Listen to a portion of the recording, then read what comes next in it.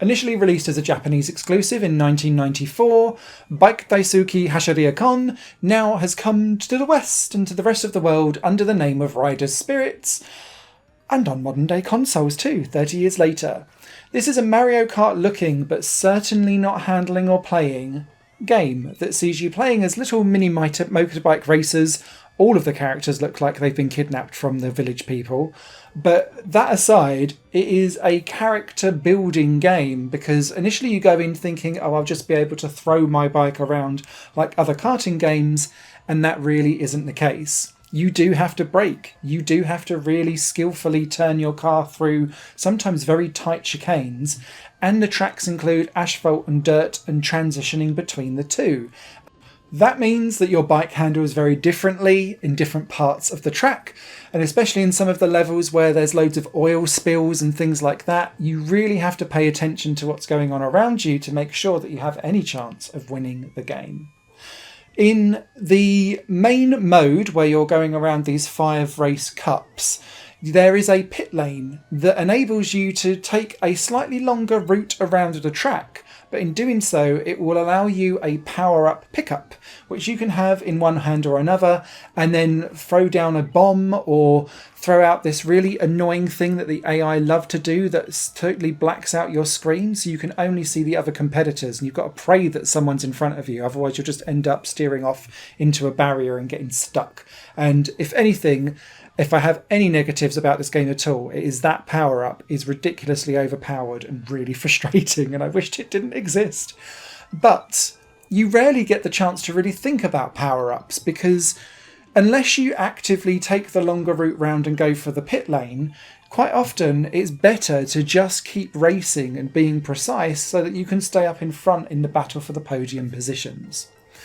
This takes a turn another way when you go into endurance racing, and this is one of the real boons of this game. In endurance racing you'll have a 1, 3 and 5 minute race, and it's however many laps you kind of all complete is the winner, obviously, because it's a longer endurance race. Considering most of the races in this game take like 90 seconds max, these are endurance races, but you come with a fuel tank, and so you'll have 2 characters of the 8 characters in the game swapping over bikes whenever you come into the pits, which is a really cool idea, but you can only really do about 3 laps-ish, and some of the tracks you can get slightly further than others before you have to come in and pit and swap over. And if you forget to do so, you will run out of fuel and it will be game over for you. And so it really adds in a little extra element of strategy, because on some tracks you can try and eke out a little extra lap if you are really careful with it, but not by much. And so it takes a little bit of getting used to. It's a slightly different mode, and it's something quite unique, I think, for these types of kart racers that were available in the mid to early 90s. Outside of that, there's a couple of 2-player modes as well. The traditional kind of racing that you have in Battle Race, but then Chicken Run, which sees you racing down a ramp towards the edge and trying to stop as close to the edge as possible without falling off the edge of it.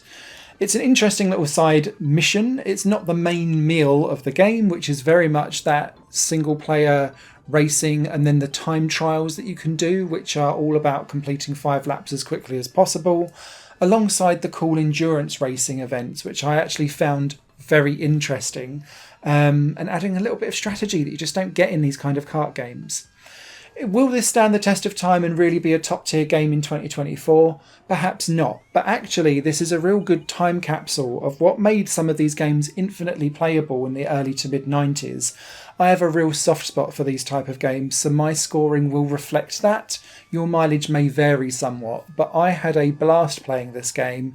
It is quite difficult against the AI as well, so from a single player perspective you will be challenged, and if you get another player alongside you in local multiplayer, you will have great fun in the battle and chicken run modes. So yeah, big thumbs up from me. This is a pleasant surprise, and I'm delighted that I can finally play it, and so can the rest of the world outside of Japan.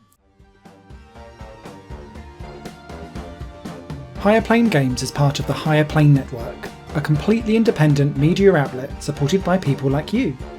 The goal is to create the best possible content that cultivates a richer indie scene for games as well as music and entertainment. To find out more and to get involved, visit patreon.com/Higher Network. Your support makes all the difference, and in return you'll gain access to bonus content and downloads.